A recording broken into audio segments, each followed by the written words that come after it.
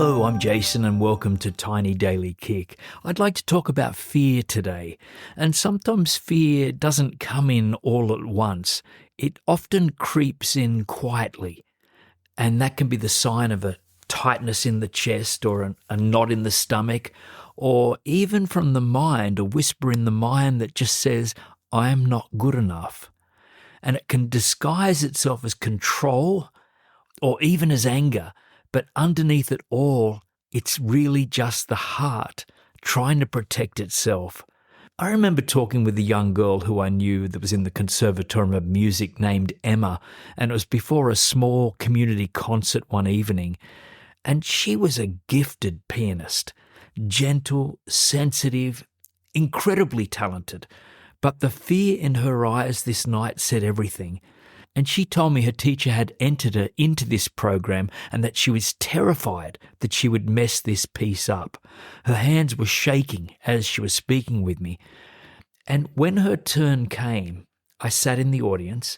You could almost feel her nerves before she even touched the keys.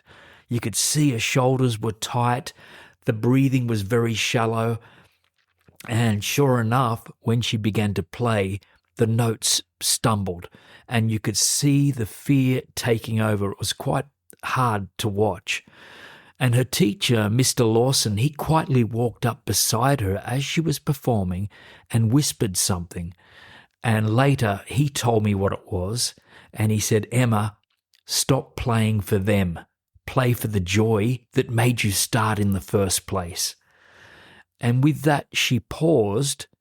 You could see she took a breath, she closed her eyes just for a moment, and then she began again. And funny enough, this time it was different. Her body softened instantly, her hands relaxed, and the music flowed. It was free, alive, and radiant. And it wasn't 100% flawless, but it was real. Sitting there, I realized I was watching love replace fear in real time.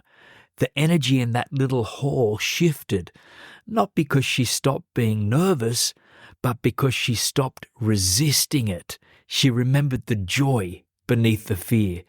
And that's the thing. Fear hides what's already beautiful. It convinces us we're separate from love, when really it's only covering it up. When fear begins to dissolve, love doesn't need to arrive from somewhere else, it just simply re-emerges. In one of his books, Gerald Jampolsky once wrote, peace of mind comes when we choose to see love instead of fear. Those words have always stayed with me because fear and love, they can't hold the same space. When you choose to see through the eyes of love, even for a breath, fear starts to dissipate. It loses its power. I think of the moments in my life where fear has crept in, sometimes before making a big decision, during a health scare I once had, or when life suddenly changed direction.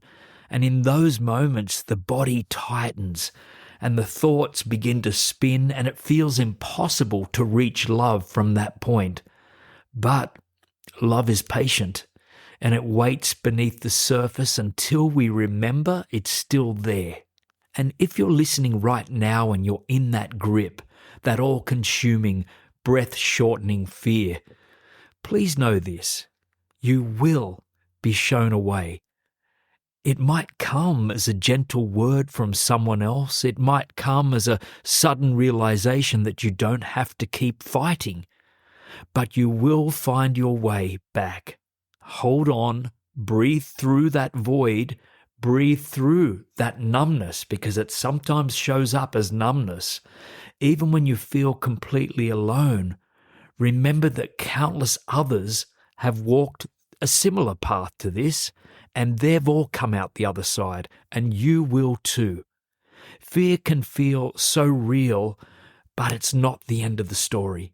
Love is still there, quietly waiting beneath that noise, and sometimes all it takes is one conscious breath to begin the return. Here's a great little method that we can do. I think it's called the box breathing method or something similar, and it's breathing in for a count of 4, holding at the top for a count of 4, breathing out for a count of 4, and holding at the bottom for a count of 4. Let's just do this together. So breathe in 4, 2, 3, 4. Hold your breath. 2, 3, 4. Breathe out. 2, 3, 4. Hold at the bottom. 2, 3, 4. And then you begin that again, breathing in that process again. It's more than just calming. I mean, there's been studies from Stanford and Harvard that show that rhythmic breathing like this activates our parasympathetic nervous system, and that's the body's natural relaxation response. It lowers cortisol, it quiets the amygdala, and that's the brain's fear center, and it gently signals to the body, you're safe. And when the body feels safe, love rises to the surface. So next time the fear appears, whether it's about a change, a loss, or something unknown, try meeting it with gentleness instead of resistance. Don't push it away.